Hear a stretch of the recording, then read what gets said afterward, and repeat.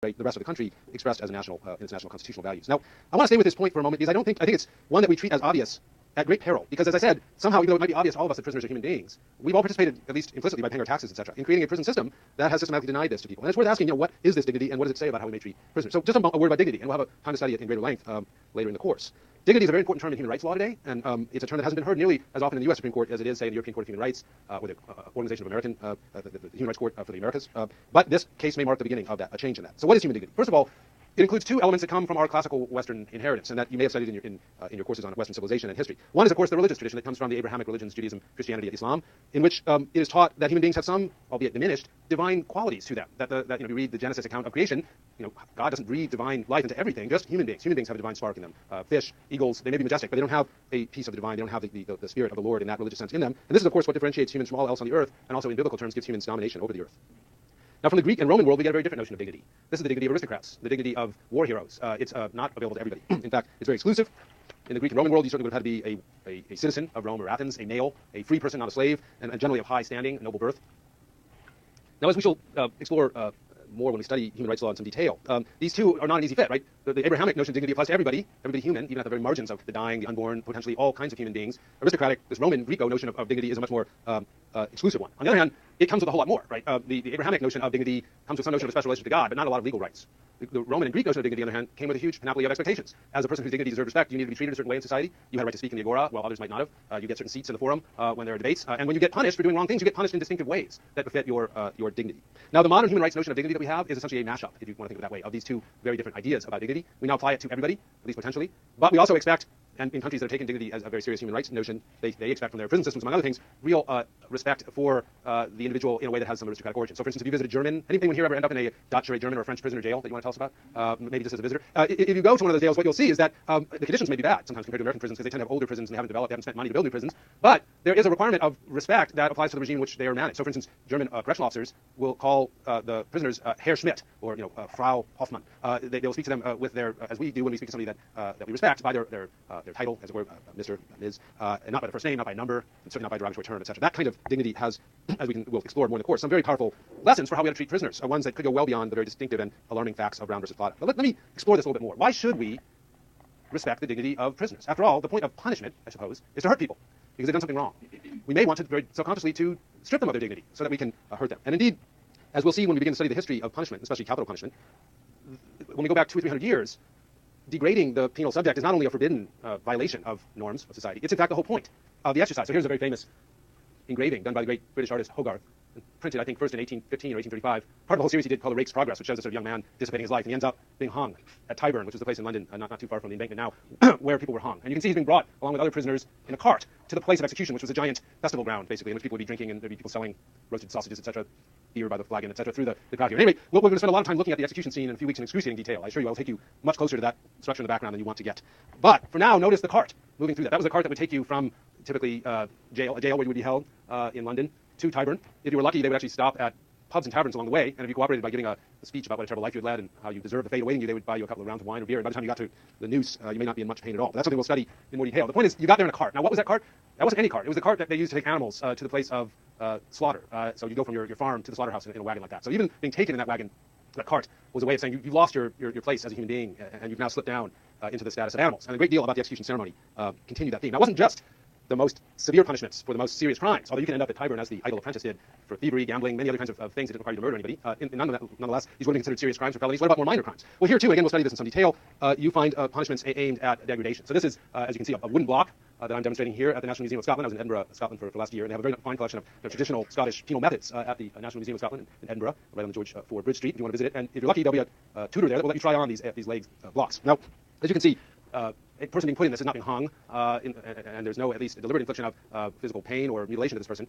But if this were really in use, it would not be located inside, obviously, the National Museum of Scotland, or even a court or building in Scotland. It would be outside. If you know Edinburgh, it would probably be right on the Castle High Street at one of the wide points. They would put you on the blocks there and bring you out during, say, a busy market day. And what would happen? I mean, what's the point of this kind of punishment? It's kind of uncomfortable, I suppose, especially if you're as unlimber as I am, and straining to keep my legs not from cramping up in that position. But what do you think would happen to somebody once they were put in the blocks out on the Royal High Street, as some of their fellow citizens, coming and going from the taverns, came upon them perhaps with a sign explaining whatever crime, pickpocketing or prostituting women or some other crime that you might have committed that got you put in the blocks? What kind of things do you think would happen to the person in the blocks? Anybody?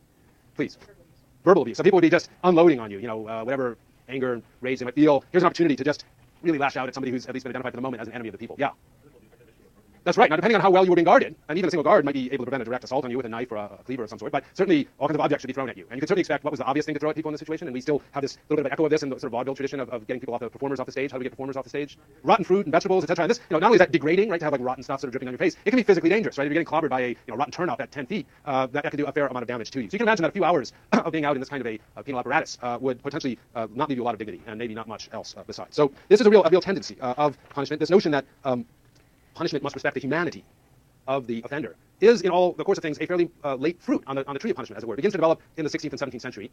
And by the time we get to our own Eighth Amendment, right, which speaks of a prohibition, it actually takes its language from the English Bill of Civil Rights of 1689. But they took that language and put it in our Constitution, and it states that excessive bail shall not be required, nor excessive fines imposed, nor cruel and unusual punishments inflicted. And that language, which we'll be working with for the rest of the semester, is the American Constitution's main anchor for this kind of humanity, this sense of humanity, this human rights, if you will, tradition that has also been expressed in a variety of human rights charters in more recent times that we'll study. Now, there's great irony here, because in the 17th century, as these ideas of humanity, the idea that the law must somehow stand between the offender and those that would maybe strip them completely of their dignity, while nonetheless punishing them, when that begins to take hold among political thinkers, including our own revolutionary founders, people like Jefferson, the obvious solution to many of them is the prison. The prison will be a punishment that on the one hand is severe, that people understand the significance of, that deters people from wanting to commit crime, but that regards their humanity and respects their humanity. Right? We're not going to torment the body. We're not going to subject you to rotten fruit and vegetables or angry citizens. We're going to put you in a monastic setting, a severe but respectable and safe setting in which you will contemplate your crimes, etc. And that is the origin of the prison that we will study in great detail in a couple weeks. The question is, and I'll spend at least a few more minutes talking about it, how do we get then to this deplorable situation where the U.S. Supreme Court has to remind California that prisoners are human beings. So what I want to talk about now is something that we don't normally associate with prisons, and that is health care and a right to health care. One of the things Brown versus Plata stands for is that prisoners, and this is a corollary to the fact that they are human beings, have a right to health care. Now that surprises a lot of people. It may surprise some of you to know that the Supreme Court, even with very conservative justices on it, takes the view that if you get sent to prison, you have an absolute right to health care. Now that's strange because, in the United States as a whole, we don't know exactly what the Affordable Health Care Act of 2009 will amount to, whether it will survive, and whether it will actually constitute something like a right to health care. It's certainly a step in that direction, you could say. But compared to Europe, it's not at all a robust right to health care in a normal sense. Nonetheless, when you tell, and if you go back to, for the first weekend you go home after the semester starts and begin to tell your parents or your uncle or your aunt about what you're studying, I guarantee you want to start a discussion at the dinner table.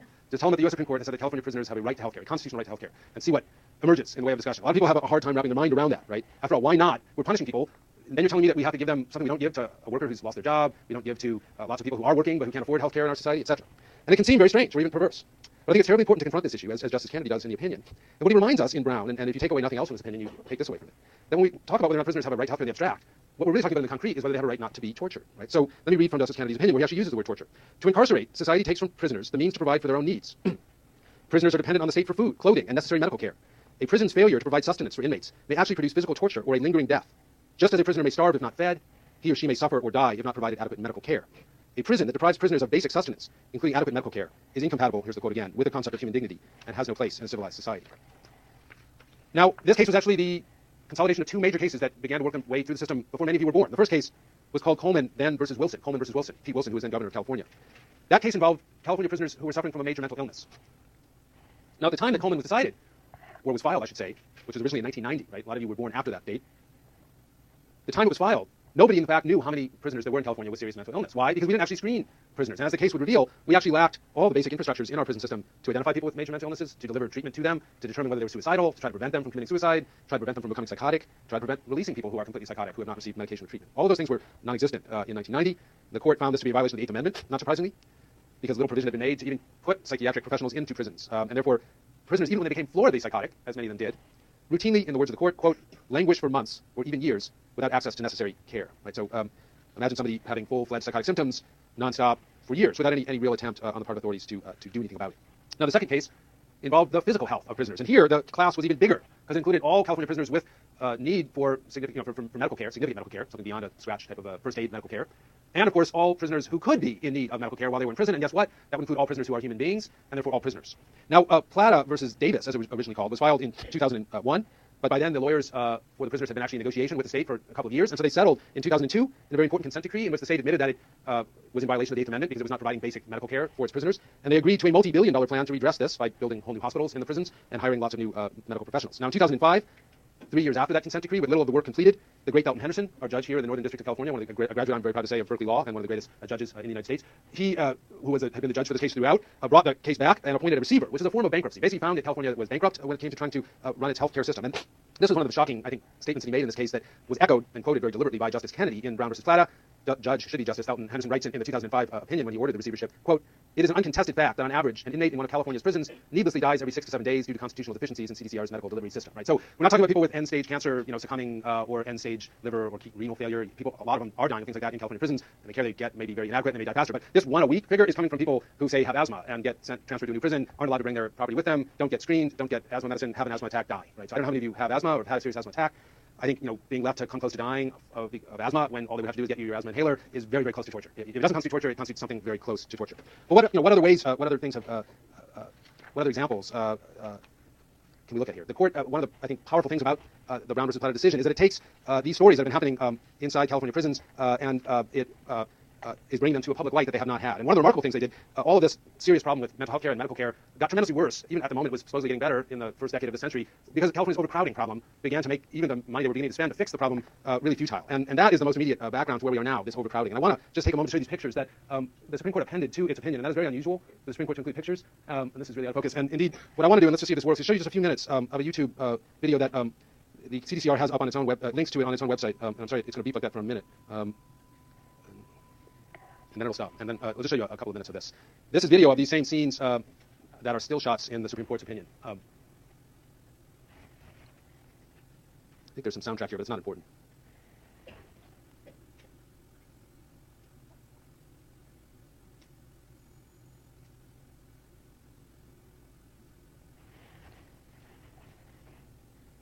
Sorry.